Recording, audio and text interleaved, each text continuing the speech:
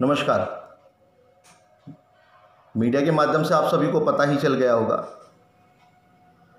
कि जहाँ जहाँ हॉटस्पॉट नहीं है, जहाँ बीमारी नहीं पाई जा रही है, जहाँ पर पीड़ित कई हफ्तों से नहीं मिल रहे हैं, तो वहाँ पर सरकार ने अधिकतर जिलों में लॉकडाउन किया है। लेकिन किस प्रकार से उसमें कुछ शर्तें भी दी गई है, उसका पालन करना है। मैं आपको बताता हूं कि क्या क्या लॉकडाउन में सब शर्तें रखी गई हैं। लॉकडाउन 4 की मुख्य बातें इस प्रकार हैं जो शर्तें रखी गई हैं। स्कूल, कॉलेज समेत सभी शिक्षण के संस्थान सभी बंद रहेंगे।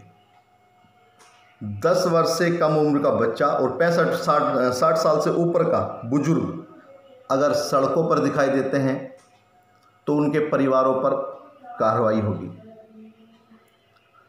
क्योंकि सबसे ज़्यादा दिक्कत, सबसे ज़्यादा जो कोरोना से पीड़ित हो सकते हैं वो सबसे ज़्यादा ये दो, छोटा बच्चा और बड़े बुजुर्ग हो सकते हैं। तो इसलिए सरकार ने ये शर्त रखी है कि लॉकडाउन में ढील मिले होगी, लेकिन इन शर्तों को धार्मिक, सामाजिक, राजनीतिक आयोजन सभी बंद रहेंगे। वो सभी धर्मों के हों, हिंदू, मुस्लिम, सिख, ईसाई, जैन, पारसी, सभी का।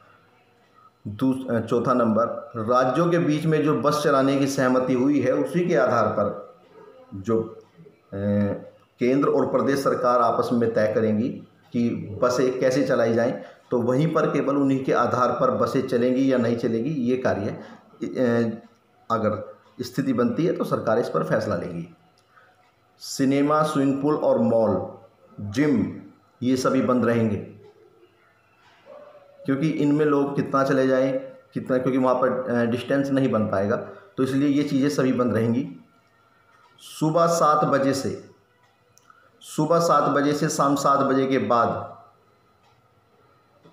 निकलने पर रोक होगी। सुबह 7 बजे से पहले व शाम, यानी कि शाम के 7 बजे से अगले सुबह के 7 बजे तक अगर कोई घूमता पाया जाता है तो उसके खिलाफ कानूनन कार्रवाई होगी। ये अपने दिमागों में बैठा लीजिएगा।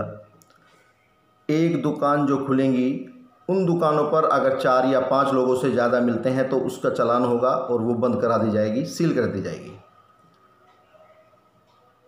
मेट्रो सेवा बंद रहेगी, मेट्रो सेवा भी नहीं चलेगी। जिला प्रशासन जोन तय करेंगे कि स्थानीय प्रशासन दुकान खोलने के लिए जिलाधिकारी महोदय मुख्यमंत्री जी को इस पर उक्त प्रदेशों से के जिलाधिकारी महोदय इस पर फैसला लेंगे कि वहाँ कोई बीमार नहीं है तो हाँ दुकान खुलनी चाहिए, मार्केट खुल सकती है या नहीं। जोन 5 होंगे, red zone, orange, green, buffer और कंटेनमेंट। हॉटस्पॉट इलाकों में पूरी सख्ती होगी, वहाँ कोई भी लॉकडाउन में ढील की कोई भी जितनी अभी बताई गई हैं इनमें किसी को भी ढील नहीं दी जाएगी। स्टेडियम में आप खेल सकते हैं लेकिन वहाँ दर्शक नहीं होंगे। अंतिम संस्कार में अगर किसी का मौत या निधन हो जाता है तो उनके अंतिम संस्कार हेतु 20 लोगों को, वो भी काफ़ी दूरी बढ़ा करके सोशल डिस्टेंसिंग की ध्यान में रखते हुए 20 लोगों को उसकी अनुमति मिलेगी और वो अनुमति उस क्षेत्रीय उप जिलाधिकारी महोदय के ऑफिस से आपको लेनी होगी। शादियां जो चल रही हैं, शादियां जो किसी ने समय रख रखा है तो उन शादियों में मान लीजिए कि ज़्यादा से ज़्यादा 50 लोग और कम से कम 35 लोगों को शादी में जिम्मेदारी दी जाएगी। लेकिन जब परमिशन ली जाएगी तो उन लोगों की सूची या उन लोगों की जानकारी आपको उप जिलाधिकारी महोदय के ऑफिस में देनी होगी कि कौन कौन लोग रहेगा। और सोशल डिस्टेंसिंग की कहीं भी लापरवाही पाई जाती है तो उसके खिलाफ, जिसने परमिशन ली है उसके खिलाफ और जो कर रहा है उसके खिलाफ, दोनों के खिलाफ कार्रवाई की जाएगी। मिठाई की दुकानें, मिष्ठान के जो भंडार हैं, उनसे आप होम डिलीवरी ले सकते हैं। दुकान पर जाकर कोई दुकान नहीं खुलेगी, वो होम डिलीवरी करा सकते हैं।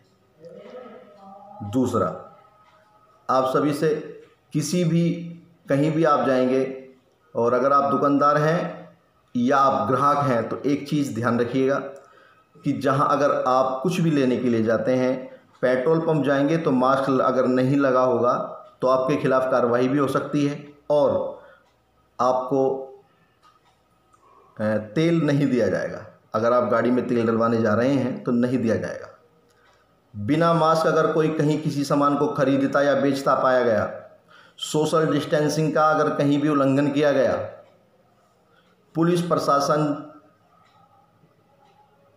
सफाई कर्मी, डॉक्टर्स लोग और सब पुलिसकर्मी भाई और पत्रकार बंधु, इनके खिलाफ अगर किसी ने भी कोई गलत कार्य किया, इन पर अभद्र टिप्पणी की, इनके खिलाफ अमानवीय व्यवहार किया, तो आपको जेल होगी। ये भी सब तैयारी कर ली गई है। तो आप सभी से मेरा निवेदन है कि सरकार के आज जिस आपदा ने पूरे देश में तबाही मचाई है, आप भी सरकार के साथ खड़े होइए, अपने घर में रहिए, अपने केवल अति आवश्यक कार्य के हेतु ही आप अपने घरों से बाहर निकलिए। ऐसी भी क्या मजबूरी है कि आप अपने परिवार को अनाथ बनाने के लिए आप सड़कों पर निकलने को तैयार हैं। तो जितना हो सके आप अपने घर में रहिए, घर में बैठ करके अपने ऑफिसों को देखिएगा, ऑनलाइन चल रहा है सब कुछ। तो आप सभी से निवेदन है कि सरकार के नियमों का और लॉकडाउन 4 की जो शर्तें हैं उन सबको आप फॉलो कीजिए। हम संगीत सोम सेना के सदस्य आप सभी के उज्जवल भविष्य की कामना करते हैं और यशस्वी विधायक ठाकुर संगीत सोम जी की तरफ से आप सभी का आभार व्यक्त करते हैं कि आप अपने घरों में रहें, सुरक्षित रहें। और ये जिम्मेदारी हम बिल्कुल देना चाहते हैं कि आपकी सरकार केंद्र में भी है और उत्तर प्रदेश में भी, कहीं भी आपको कोई दिक्कत है तो आप हमारे नंबरों पर आप गूगल पे जाइएगा, लिखिएगा संगीत सिंह सोम सेना भारत, तो आपको हमारे संपर्क सूत्र और आप अपनी समस्या हमें बताइएगा। नमस्कार।